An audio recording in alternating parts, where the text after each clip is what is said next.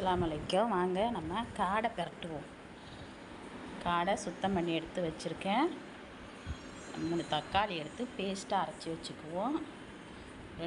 ரெண்டாக அரிஞ்சு வச்சுருக்கேன் காடையை. நான் பேஸ்ட்டாக அரைச்சிட்டேன். 3 தக்காளி போட்டு பேஸ்ட்டாக அரைச்சி வச்சுக்கிட்டேன். வெங்காயம், மஞ்சத்தூள், மிளகாத்தூள், ஜீரகத்தூள், சிக்கன் மசாலா, மல்லிக்கீரை, பச்சை மிளகா,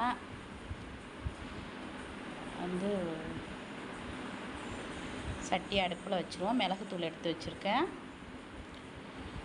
எண்ணெய் ஊற்றிக்குவோம். எண்ணெய் ஊற்றி வெங்காயத்தை கொடுத்துருவோம்.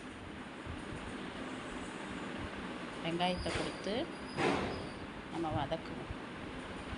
ரொம்பலாம் வதக்க வேணாம், சும்மா கண்ணாடி பதம் வந்தால் போதும். வதக்கிக்குவோம். 2 ஸ்பூன் இஞ்சி பூண்டு எடுத்து வச்சுக்குவோம். நம்ம அதுலேயே இஞ்சி பூண்டை கொடுத்து வதக்கி விட்டு மிளகுத்தூள், ஜீரகத்தூள், மஞ்சத்தூள் கொடுத்து வதக்கி அதுலேயே நம்ம சிக்கன் மசாலையும் கொடுத்துக்குவோம்.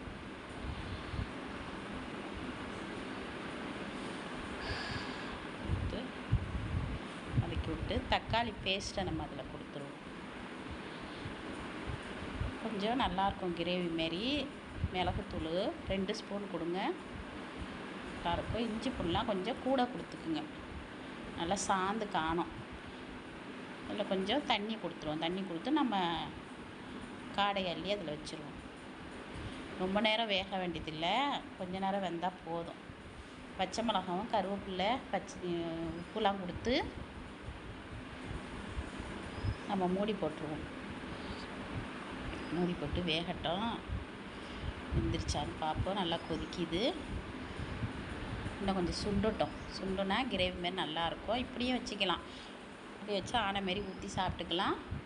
இல்லையா நம்மளுக்கு சுண்டை வச்சு நல்லா மிளகுத்தூள்லாம் அதிகமாக கொடுத்து நம்ம பெப்பர் மாதிரியும் வறுத்துக்கலாம். நான் அப்படி செய்யலை, சும்மா லேஸ்ட்டாக சுண்டை விட்டு பரட்டின மாரி வச்சுருக்கேன்.